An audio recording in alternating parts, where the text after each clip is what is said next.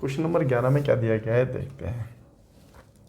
कहता है the difference between two number x और y। हमने मान लिया अंतर जो दे रखा है दो नंबरों के बीच 1440 का। ठीक है, कहता है इफ 6% ऑफ वन। देखो पहली संख्या हमने मान ली x थी, दूसरी संख्या हमने मानी y थी। कह रहा है इफ 6% ऑफ वन, x का 6% कह रहा है, और आगे क्या कहता है 10% ऑफ अदर नंबर, इसका 10%। ठीक है, अब देखो परसेंट से परसेंट कैंसिल कर दो, 2 तिया 6 हो गया, 2 तिया 6 हो गया और 2 पंजे 10 हो गया। तो यहाँ से x की वैल्यू ये 5 बोलेंगे और y की वैल्यू को हम 3 बोलेंगे। तो x की वैल्यू हमारे पास 5 आ गई और y की वैल्यू हमारे पास 3 आ गई, और x और y की दोनों की वैल्यू निकल गई। ठीक है, अब हम अपना अंतर देख लें कि हमारे पास 2 का अंतर है, उसने 1440 का अंतर दिया है, तो इसका मतलब 2 की वैल्यू ये है। यदि आपको 5 की वैल्यू निकालनी है तो मल्टीप्लाई कर देंगे, तो इसको इससे काटेंगे तो 7 और 2 मल्टीप्लाई करेंगे तो 7 पंजे 35, तो ये आ गया 3600। क्या बात सही है? और इसी प्रकार से अगर हम इसकी वैल्यू निकालते तो अंतर मल्टीप्लाई 3, तो ये कितना आ जाता हमारे पास 7 2 और 3 दूनी 6 7 21, 2160। तो आंसर कितना हो जाएगा 3600 और 2160 आपका आंसर हो जाएगा। तो बात समझ आ गई होगी मेरे हिसाब से आप लोगों को। ठीक है, तो चलते हैं अगले क्वेश्चन की ओर और देखते हैं। दिख तो रहा है ना नीचे तक? ठीक, हाँ ठीक है, आगे से थोड़ा सा और ऊपर कर लेंगे इसको। ठीक है, और अगला क्वेश्चन देखते हैं कि अगले क्वेश्चन में क्या दिया गया आप लोगों को। चलिए, ये था 10 और 11 भी हम लोगों ने कर लिया है ना। 1 मिनट में 12 निकाल देता हूँ अपने पास। कहाँ गया भाई? सिम खुल जा। हाँ, क्वेश्चन नंबर 12 ये रिपीटेड है क्वेश्चन है ना। इसके जैसे पूछे गए थे, यदि किसी संख्या का लागत मूल्य विक्रय मूल्य का, देखो किसी संख्या का कॉस्ट प्राइस, लागत मूल्य क्या होता है? Cost price.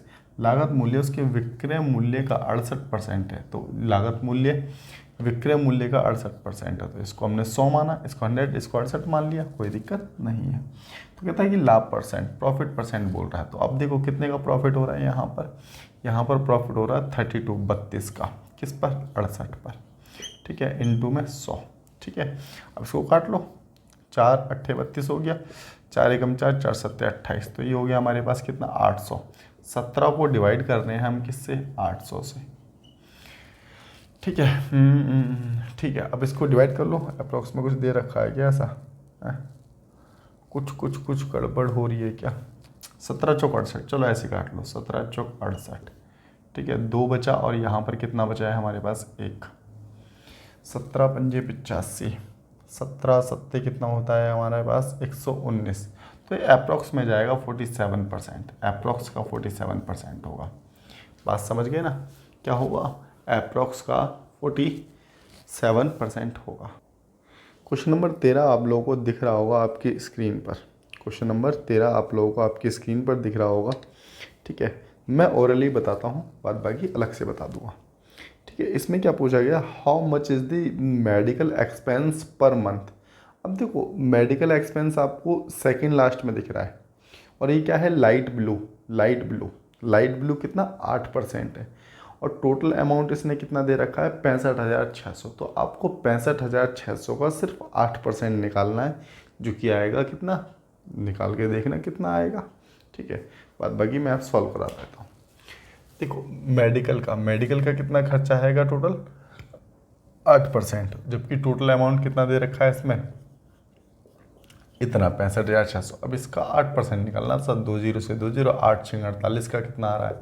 8 6 48 का आ रहा है 8 8 पंजे 40, 40 और 4 40 और 4 44, 8 6 48, 48 और 4 कितना हो गया? 52। तो ये 5248 आप लोगों का क्या हो जाएगा? आंसर हो जाएगा। तो इतनी बात मेरे हिसाब से समझ आ गई होगी। चलते हैं अगले क्वेश्चन की और देखते हैं कि नेक्स्ट क्वेश्चन में क्या दिया गया है। कहता है कि सबसे बड़ी और सबसे छोटी 4 अंकों की संख्या, ठीक है, जिसके स्टार्टिंग में शुरू में 6 हो और लास्ट में कितना हो? 8 हो, 8 पर समाप्त होती हो, के बीच अंतर बताना है। क्या बताना है? अंतर।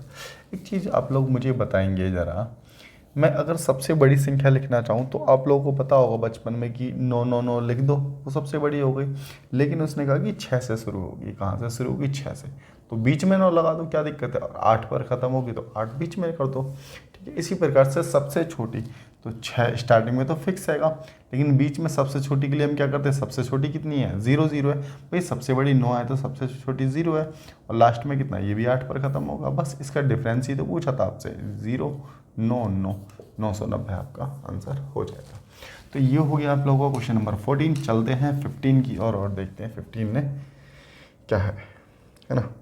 कह रहा है कि 10,000 रुपये पर 3% वार्षिक दर से चक्रवर्ती ब्याज 609 रुपये हो गया, तो टाइम पूछा है। देखो मैं आपको पहले भी बता चुका हूँ कि अगर सीआई का क्वेश्चन आता है ना और टाइम पूछता है तो ज़्यादातर आप ऑप्शन डेली कर सकते हैं, बिना ऑप्शन ये भी कर सकते हैं।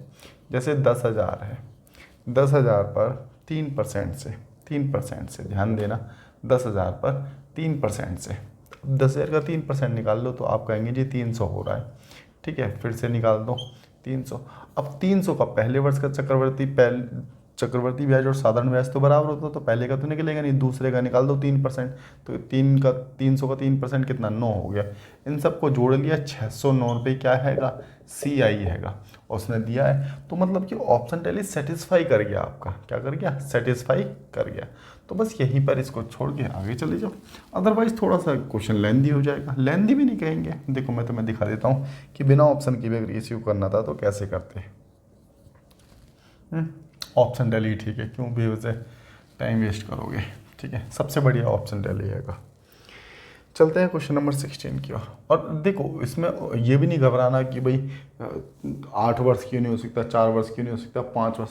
95% 90 क्या 99% भी ले लो भाई साहब, 1% ऐसा होता है कि 8 वर्ष आप लोगों ने भी प्रैक्टिस किए, कहीं भी चक्रवर्ती ब्याज 8 वर्ष नहीं पूछा था, DSSB में तो कहीं नहीं, CGL के मेंस वगैरह में पूछा जाएगा। 4 वर्ष भी बहुत रेयर है, 5 वर्ष भी बहुत रेयर है। आंसर जो होगा 2 वर्ष होगा या 3 वर्ष होगा। यदि अगर आपको दिया गया है छमाही या तिमाही दे रखा है, छमाही दे रखा है तो 1.5 हो सकता है आंसर, ठीक है, क्योंकि वो भी 3 बनेगा, या फिर 1 हो सकता है, ठीक है।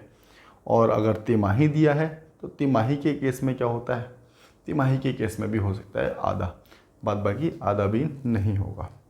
तो बात समझ गए ना। तो इस तरीके से करोगे जल्दी कर सकते हो, क्योंकि देखो आप लोगों को पता है कि इतना समय तो DSSB तो नहीं देता भाई। हम लोग DSSB की करें, इतना समय DSSB में नहीं मिलता कि इन चीज़ों को इतना ज़्यादा डिटेल में करके वहाँ उसको सॉल्यूशन करके दिखाएं, उसका कोई मतलब तो नहीं निकलता मेरे हिसाब से, है। तो जितना जल्दी हो उतना जल्दी करेंगे। ऑप्शन टैली सीधा 2 वर्ष चेक करो, 3 वर्ष चेक करो, इसमें से ही मिल जाएगा आपको। पहले 2 वर्ष चेक करो, नहीं होता तो सीधा 3 पे भी टिक कर सकते हो कि 3 वर्ष आंसर हो गया। बस छमाही तिमाही ना दे रखा हो, छमाही तिमाही का केस भी मैंने बता दिया है आपको। क्वेश्चन नंबर 16 को चलते कह रहा है कि 1000 और 3300 के बीच ऐसी कितनी संख्याएं हैं जो 150 है। देखो 1000 से लेके कितना 3300 के बीच ऐसी कितनी संख्याएं हैं जो 125 से विभाजित है। 125 से क्या हो रही है, कट रही हैं। तो एक चीज़ देखो आप, 125 से ना इसको डिवाइड कर दो पहले, 125 से इसको डिवाइड करोगे तो ये जा रहा है 8 बार।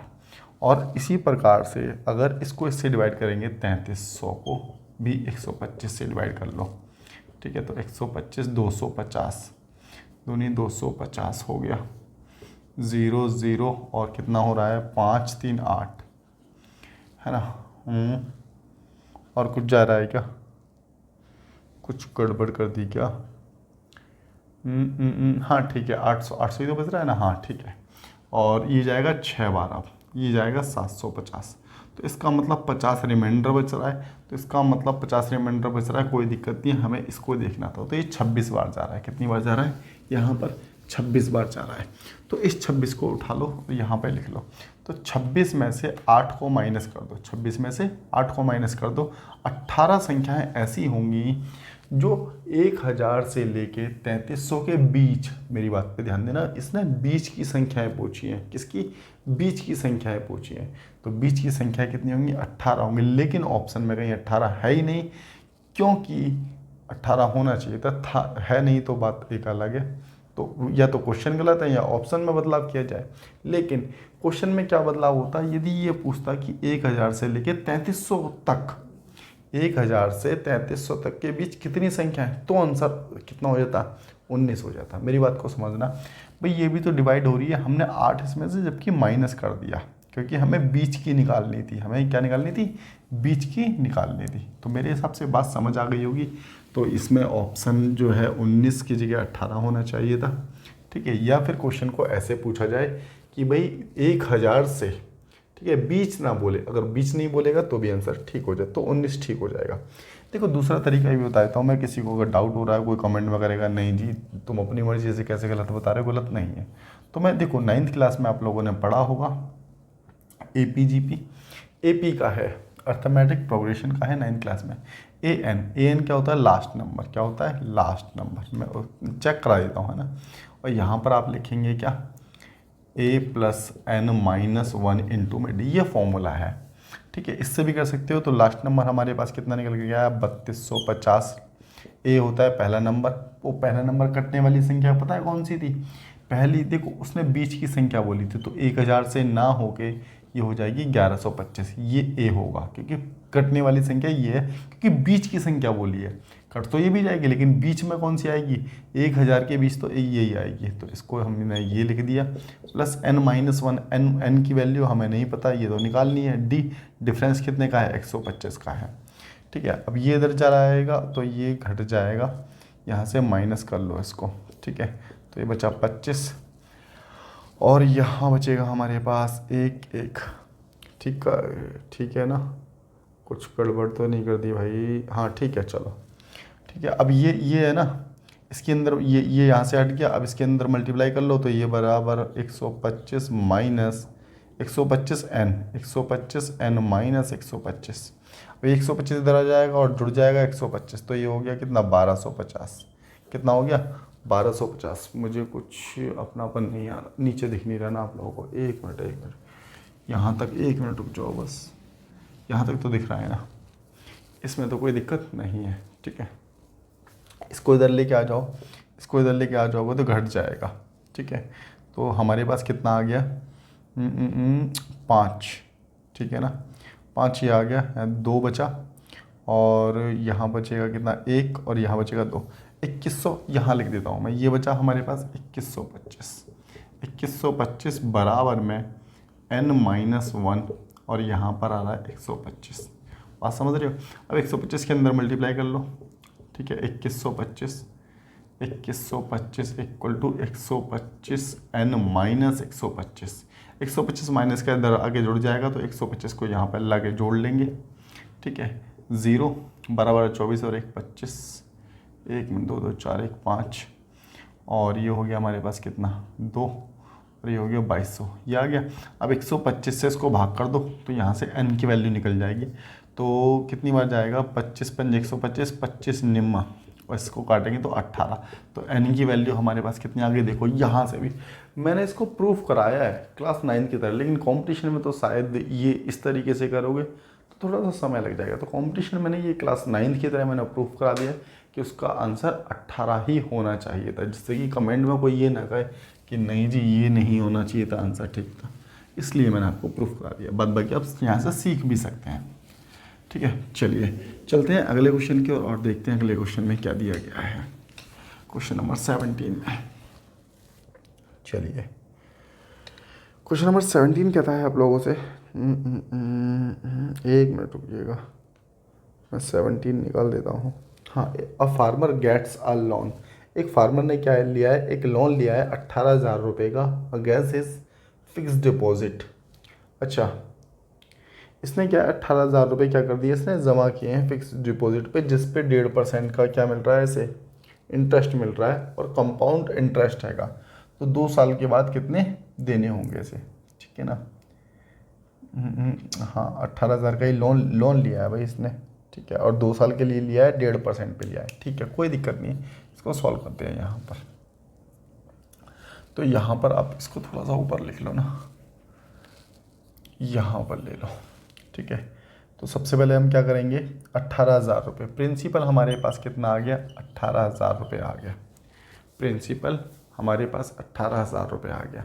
रेट ऑफ इंटरेस्ट उसने 1.5% दिया है, 1.5 ही लेंगे। टाइम जो दिया है 2 वर्ष दिया है, तो इसका 1.5% कितना हो जाएगा, 1.5% हो जाएगा 15 × 120, और 15 एकम 15, 15 और 12, 12 15 27, 12 15 27, तो 2700 हो गया ये, ठीक है।